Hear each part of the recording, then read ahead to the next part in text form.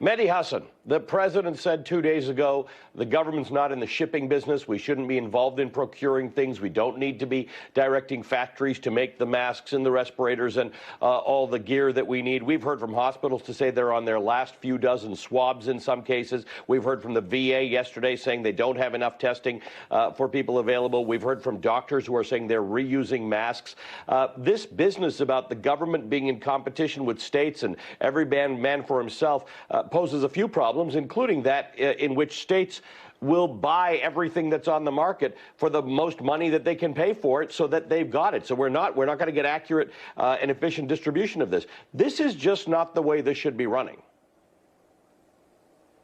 The idea that you rely on the old-fashioned free market in a time of national emergency and a pandemic is absurd. I haven't heard anyone explain why he has not invoked the Defense Production Act yet to compel companies to start upping their manufacture of masks, of ventilators, of gowns, of all those essential materials that the world's richest country is now sorely lacking. He's talked about it. He's tweeted about it. He hasn't done it. I honestly don't know why. But then again, who would have guessed that if you put a thin-skinned, egomaniacal, amoral former reality TV star in charge of the nation's public health system at a time of a pandemic, that things would end in disaster? Who'd have guessed that?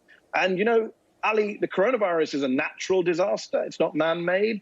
But the response to it here in the United States, that disaster is purely man-made. And that man is Donald J. Trump. The testing situation has been, it's infuriating to see how few tests have been done. We're now ramping up tests. We're now seeing tests being done in the numbers that should have been done weeks ago, Ali. Just some stats for your viewers.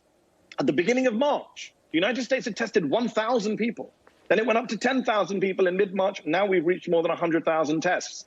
1,000 tests at the beginning of March. At the same time, South Korea had tested 100,000 people.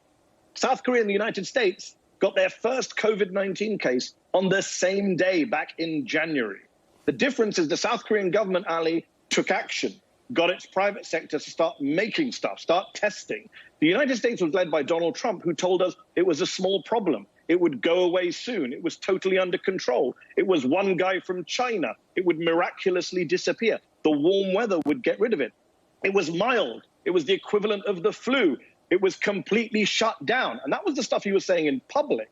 In private, as we now know from reporting in the Washington Post and elsewhere, he was ignoring warnings from his own intelligence agencies in January, telling him this was a problem. His health secretary called him in January to try and talk COVID-19 with him. And he only wanted to talk about vaping and when flavored vaping would be back on the market. In fact, he later rang his health secretary to complain when he was in India that the CDC was spooking the market by talking about when, not if. So as one epidemiologist told me recently, Ali, this president does have blood on his hands, I'm sorry to say.